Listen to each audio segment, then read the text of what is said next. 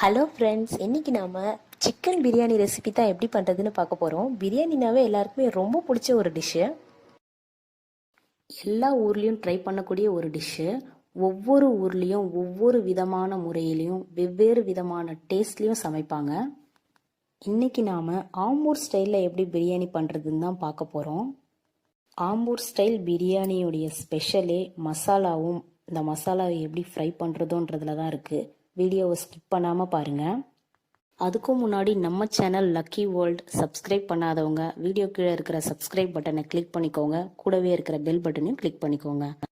நீங்கள் குக்கர்லேயும் செய்யலாம். பாத்திரத்தில் செய்கிறதா இருந்தால் இந்த மாதிரி அடி கனமாக இருக்கிற பாத்திரம் எடுத்துக்கோங்க. அப்போ தான் உங்களுக்கு அடி பிடிக்காமல் இருக்கும். தேவையான அளவு ஆயில் ஆட் பண்ணிக்கோங்க.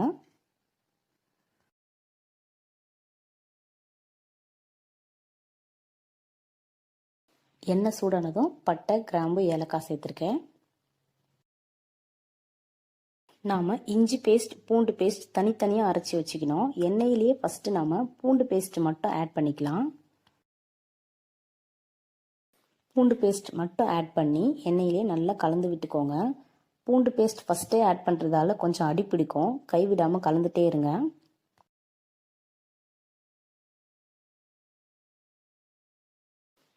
பூண்டு பேஸ்ட் நல்லா வதங்கிடுச்சு. இதில் நாம் வெங்காயம் ஆட் பண்ணிக்கலாம். வெங்காயம் ஆட் பண்ணி நல்லா கலந்து விட்டுக்கோங்க.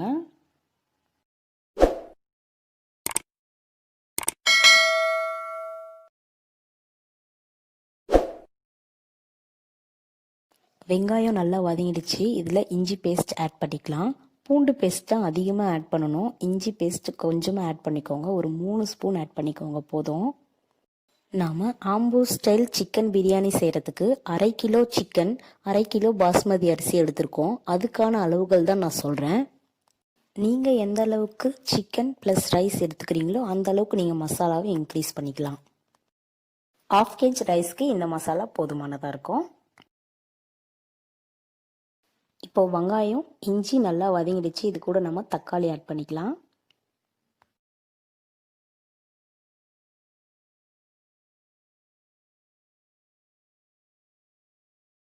தக்காளி ஆட் பண்ணி நல்லா கலந்து விட்டுக்கோங்க. இந்த மசாலா எந்த அளவுக்கு நல்லா வேகுதோ அந்த அளவுக்கு உங்களுக்கு டேஸ்ட்டாக இருக்கும். அடி பிடிக்காமல் நல்லா கலந்து விட்டுக்கோங்க.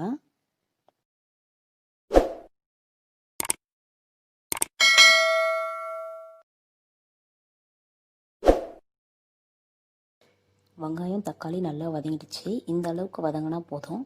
இதில் நான் ரெட் சில்லி பேஸ்ட் ஆட் பண்ண போகிறேன். இது வீட்லேயே தயார் பண்ணது தான். இதை எப்படி பண்ணேன்னு நான் உங்களுக்கு சொல்கிறேன்.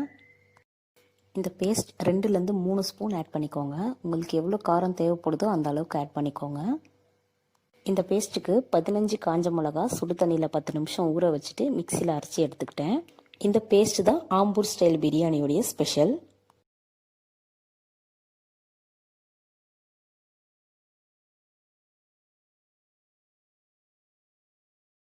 ரெட் சில்லி பேஸ்ட் ஆட் பண்ணி இந்த மாதிரி நல்லா கலந்து விட்டுக்கோங்க. மசாலா அடி பிடிக்காமல் பார்த்துக்கோங்க. மசாலா நல்லா வதங்கிடுச்சு. இதில் நாம் சிக்கனை ஆட் பண்ணிக்கலாம்.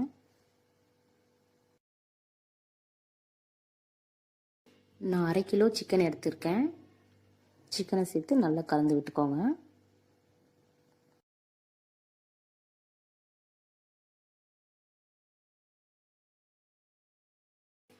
சிக்கன் நல்லா வதங்கினதுக்கப்புறம் அது கூட ஒரு கைப்பிடி புதினா எடுத்திருக்கேன். ஒரு கைப்பிடி கொத்தமல்லி,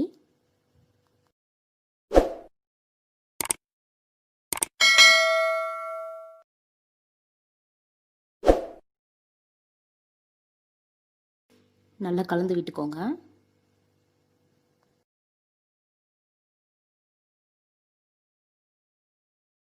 ஆம்பூர் ஸ்டைல் பிரியாணியோடைய அடுத்த ஸ்பெஷல் பார்த்தீங்கன்னா, மசாலா ஆட் பண்ணதுக்கப்புறம் ஒரு பெரிய வெங்காயம் ஸ்லைஸாக கட் பண்ணி ஆட் பண்ணிக்கோங்க.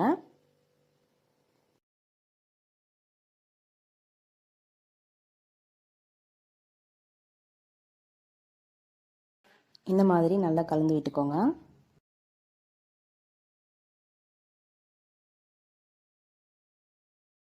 ரெண்டு ஸ்பூன் தயிர் சேர்த்துக்கலாம். தயிர் சேர்த்து நல்லா கலந்து விட்டுக்கோங்க.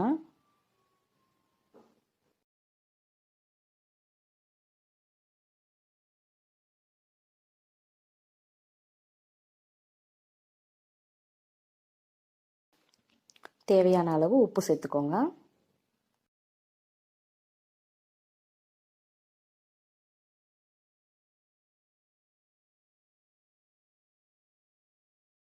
இந்த மசாலாலாம் கறியில் நல்லா ஊறணும். கொஞ்ச நேரம் மூடி போட்டு வேக விட்டுக்கலாம்.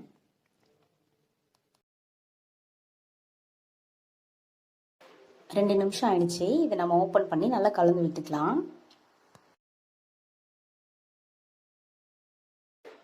அடி பிடிக்காமல் நல்லா கலந்து விட்டுக்கோங்க. இதில் நம்ம இப்போ தண்ணி ஆட் பண்ணிக்கலாம். இதே கப்பில் 1 கப் அரிசி அளந்து எடுத்திருக்கேன். 1 கப் அரிசிக்கு 2 கப் தண்ணி ஆட் பண்ணிக்கலாம். நீங்கள் குக்கரில் செய்கிறதா இருந்தால் 1 கப் அரிசிக்கு 1.5 கப் தண்ணி ஆட் பண்ணிக்கோங்க. நான் பாத்திரத்தில் செய்கிறதால 1 கப் அரிசிக்கு 2 கப் தண்ணி ஆட் பண்ணியிருக்கேன். பார்த்து தண்ணி அதிகமாக ஆட் பண்ணாதீங்க, கரெக்டாக அளந்து ஆட் பண்ணிக்கோங்க.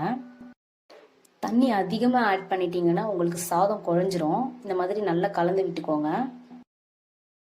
தண்ணி நல்லா கொதிக்கணும். ஒரு மூடி போட்டு மூடி தண்ணியை நல்லா கொதிக்க விடலாம். இப்போ தண்ணி நல்லா கொதிச்சிடுச்சு. இது கூட நம்ம அரிசி ஆட் பண்ணிக்கலாம். வாஷ் பண்ணி 20 மினிட்ஸ் ஊற வச்ச அரிசியை நம்ம இதில் ஆட் பண்ணிக்கலாம்.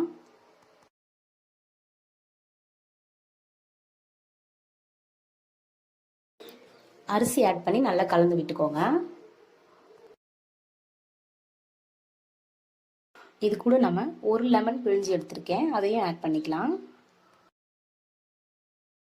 லெமன் ஆட் பண்ணி நல்லா கலந்து விட்டுக்கோங்க. தண்ணி நல்லா கொதிக்கட்டும். தண்ணி நல்லா கொதிச்சிடுச்சு. இது கூட நம்ம கொஞ்சம் கொத்தமல்லி ஆட் பண்ணிக்கலாம்.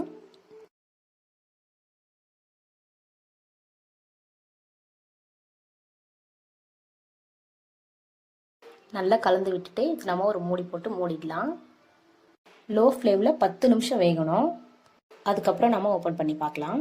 இந்த மாதிரி கல் இருந்தால் வெயிட்டுக்கு வச்சுக்கோங்க. இல்லைனாலும் கனமான பாத்திரத்தில் கொஞ்சம் தண்ணி ஆட் பண்ணி வச்சுக்கோங்க. வெயிட்டாக இருக்கிற மாதிரி பார்த்துக்கோங்க. கேஸ் லோ ஃப்ளேமில் தான் இருக்கணும். 10 மினிட்ஸ் ஆயிடுச்சு. கேஸ் ஆஃப் பண்ணிடலாம். இப்போ உடனே நம்ம ஓப்பன் பண்ணி பார்க்கக்கூடாது. தண்ணி மட்டும்தான் வற்றிருக்கோம், சாதம் வெந்திருக்காது. 20 மினிட்ஸ் ரெஸ்டிங் டைம் கொடுங்க. அதுக்கப்புறம் ஓப்பன் பண்ணி பார்க்கலாம். 20 மினிட்ஸ் ஆயிடுச்சு. இப்போ நம்ம இதை ஓப்பன் பண்ணி பார்க்கலாம். பாருங்கள் எவ்வளோ சூப்பராக இருக்குது. இதை நான் உங்களுக்கு எடுத்து காட்டுறேன். தண்ணி கரெக்டாக இருக்குது. சாதம் ஒன்றோடு ஒன்று ஒட்டாமல் குழையாமல் கரெக்டாக இருக்குது. இதை நம்ம பிளேட்டுக்கு மாற்றிடலாம். அவ்வளோதாங்க, சூப்பரான Ambur style chicken biryani ready ஆயிடுச்சு. இதே மாதிரி நீங்களும் ட்ரை பண்ணி பாருங்கள். கண்டிப்பாக சூப்பராக வரும். உங்களுடைய ஃபீட்பேக்கை எனக்கு கமெண்ட் பண்ணுங்கள். இந்த வீடியோ உங்களுக்கு பிடிச்சிருந்தா லைக் பண்ணுங்கள், ஷேர் பண்ணுங்கள், கமெண்ட் பண்ணுங்கள். மறக்காமல் நம்ம சேனலை சப்ஸ்கிரைப் பண்ணுங்கள். தேங்க்யூ ஃபார் வாட்சிங்.